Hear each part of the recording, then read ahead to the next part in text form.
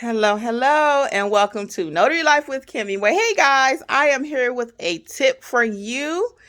How many people in your family are notaries? Is it just you? Do you have a husband, son, daughter that could also join the family business with you? Let me tell you why you may think about encouraging someone else in your family to become a notary and you guys start a whole family business. Me and my husband just completed a job with 32 notarizations. 32. Yes, you heard me.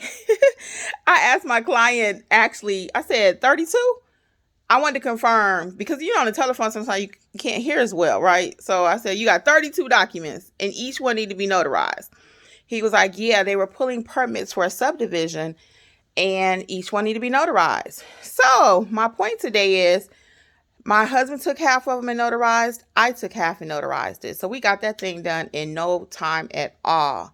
Okay. And we did collect the paper on that one. So all that being said, is someone else in your family? Is there someone else in your family that could be a notary that can help you out with the business? It also may be beneficial if you don't want to go out at night by yourself.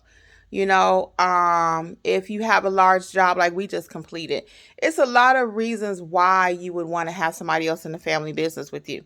Not to mention just building a name. You and your family have your own business. So again, can your husband be a notary? Child, somebody else, anybody else? Can we get a notary? All right. And then that's another thing too. Sometimes if I have an assignment or a job that I can't do, I'll send my husband. So it's a lot of reasons why you want to get somebody else in that family. Make sure they have a notary commission. All right. Just a little tip I thought I'd share today.